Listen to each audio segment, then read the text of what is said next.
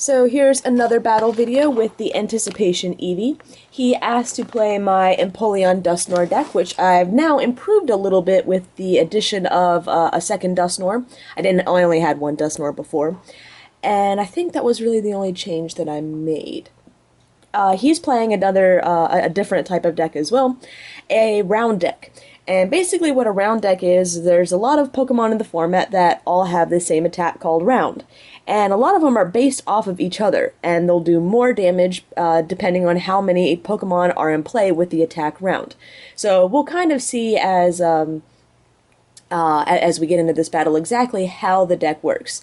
I believe Exploud, Wigglytuff, and is it Palpitoad? Or one of the toads, what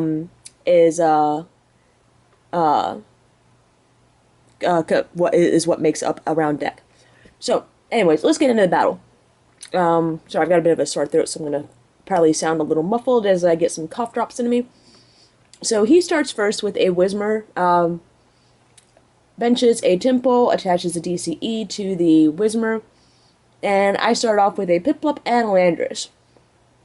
So if you read the box below, or the chat room, he's worried about me donking him with my Landorus, but I don't run Plus Powers or Laser in Empoleon Dusknoir, so he doesn't need to worry about that. My hand is actually really nice. I attach the water to Piplup, and I'm actually going to not use the Colress or the N in my hand, and I'm going to hope that he can't take out my Piplup so that I can get a turn to Empoleon. But then he rare candies into its Temple. I feel like Palpitoad is a stage 1. I'll probably zoom in on it here in a minute. Seismitoad, there we go. Seismitoad is the other one. He uses his round to attack, but it looks like it's only 30 times the number of Pokemon in play with round, so I'm safe. Doesn't quite knock me out. I'm going to go ahead and attach that water after evolving to Empoleon to Landorus. There's a possibility I could use its second attack, and in which case I'll be able to save that water energy. I won't have to discard it. So I get into a Duskull, and I'm going to Diving Draw, throwing out the communication, get another Piplup to go onto the bench, and I'm going to Catcher up the Whismur, just because I can take a knockout with it, and I don't think the Seismitoad is a huge threat right now. So he puts, after I knock out the Whismur and take a prize, he puts the Seismitoad back up, and he's going to Catcher up, I'm guessing the Landorus, yeah, because it's got a hefty retreat cost, and that's going to force me to use a switch. It's also weak to water, so he's going to be doing a little extra damage to me. So let's see, he's going to Level Ball. Let's see, I'm thinking for Wigglytuff, yep. So Wigglytuff's round does 20 times the number of Pokemon that have that round attack. So now he's got a second Pokemon that's got round, so he'll be doing 60 base damage rather than just 30. Take into account the weakness, he's hitting me for 120, and I am poisoned, so ouch. I'm going to go ahead and Sharon, and awesome, I get into 2 switch, so we're going to get that Landorus out of the way, back into the Empoleon. Without water weakness, I do not want any more Landorus on the field, so I'm going to go ahead and throw it out for a Diving Draw. And do I want to use the computer search to get a Dusknoir out? I'm thinking that's going to be a smart play, so I'm going to toss out a Super Rod and a Water Energy, just because I can always get water back. So go ahead and grab a candy, get the Dusknoir out, and I think I may just want to do what I did last time and take another prize off of, I think I could do Wigglytuff. See, 4, 5, 6, 7, 8. Nope, I don't quite have enough of the Wigglytuff, so I'm going to just take the prize on the Whismur before it evolves into something a lot more dangerous. And, yeah, so I mean, he's still going to be able to do 60 to me, but, you know, well, I guess while taking out his Pokemon is technically reducing my attack, I don't know. I still feel like since until he can one-shot me, I'm all right. So he attaches to a Wigglytuff. He's going to catch her up that Landorus again and knock that out to tie us up in prizes. So not a bad play at all. And now I'm kind of trying to think of what to do. So, do I just toss out both my super rods or... Yeah, I'm just going to go ahead and... I'm mainly using the super rod to get the energy back, not really the Landers. And go ahead and play N.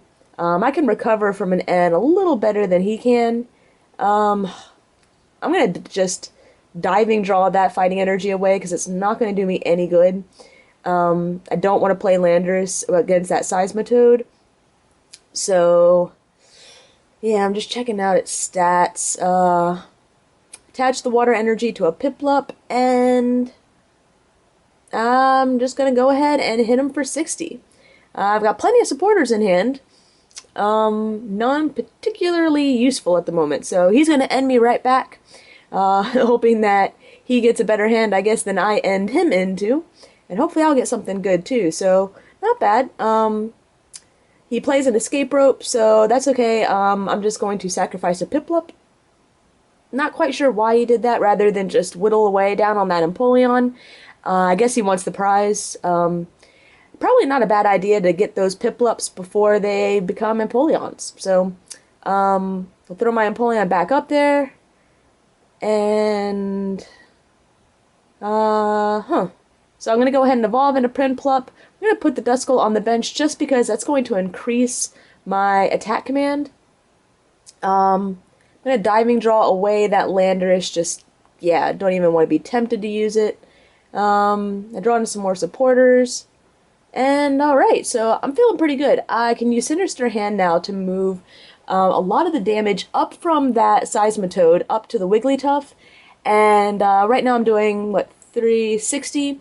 So I just need to move 30 up to the Wigglytuff, and that will let me knock it out. So that'll reduce Seismitoads. Oh, actually, I only need to move 20 up. I'll go ahead and bench the Mewtwo. That'll do 10 more. And that means I'll get to leave more energy, or not energy, leave more damage counters on the field to be able to hopefully knock out something later. So I don't think I quite have enough to knock out the Whismur as well, but taking out that Wigglytuff, yeah, just knocking down that round attack.